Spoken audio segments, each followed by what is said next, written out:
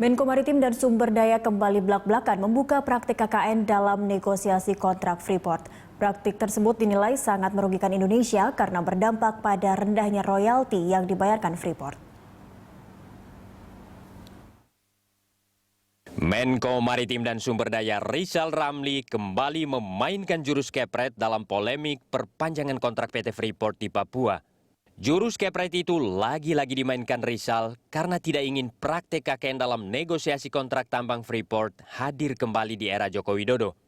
4 sasaran penting yang dikepret Rizal adalah royalti yang sangat rendah, tarik ulur divestasi saham dan term perpanjangan kontrak yang tidak pernah berubah, serta limbah beracun dari tambang Freeport yang dibuang begitu saja di Sungai Amunghe. Menurut Rizal, rendahnya royalti yang dibayarkan Freeport kepada Indonesia terjadi akibat praktik KKN dalam negosiasi kontrak Freeport. Dampak KKN itu juga membuat Freeport tidak pernah serius mendivestasi sahamnya dan mengolah limbah beracun yang mengancam hidup masyarakat di sekitar pertambangan. Menurut Rizal, royalti yang pantas diterima Indonesia dari Freeport adalah sekitar 6-7%. Kenapa bisa segitu lamanya? Dari 67 2014 hanya bayar 1%. Mohon maaf terjadi KKN pada saat perpanjangan kontrak tahun 80-an. Kami tidak mau ini terulang kembali. Yang kedua, limbah beracun yang membahayakan rakyat di sekitar Sungai Amunghe di Papua itu nggak diproses. Freeport terlalu greedy, terlalu mau untung besar-besaran.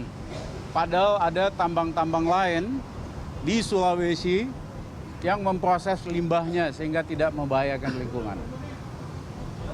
Yang ketiga, Freeport selalu mencelak-mencelek soal divestasi. Padahal ada kewajiban pemegang kontrak karya harus punya program divestasi.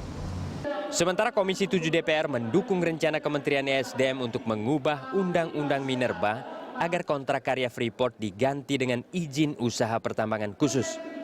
Dengan demikian, pemerintah Indonesia dapat mencabut izin usahanya sewaktu-waktu jika melanggar ketentuan. Kami Komisi 7 menganggap tidak ada dan belum ada perpanjangan. Sudah kita konfirmasi kepada Menteri.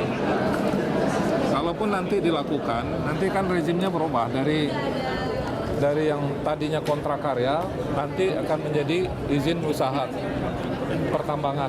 Misalnya izin usaha pertambangan khusus IUPK. Jadi negara, pemerintah dalam hal ini mewakili negara, posisinya jauh di atas, Pak, memberi izin sama kepada perusahaan-perusahaan pertambangan yang ada di Indonesia. Bukan lagi seperti sejajar kontrak antara pemerintah kita dengan Freeport. Itu tidak, ke depan tidak ada lagi. Sejak kontrak pertama tahun 1967, royalti yang dibayarkan Freeport hanya sebesar 1%. Pada amandemen kedua kontrak karya tahun 1991, royalti yang dibayarkan Freeport juga tidak berubah signifikan. Anak usaha Freeport McMoran itu baru menyepakati perubahan royalti menjadi 3,75% tahun ini sebagai salah satu klausul renegosiasi kontrak karya ketiga yang akan berlaku pasca 2021.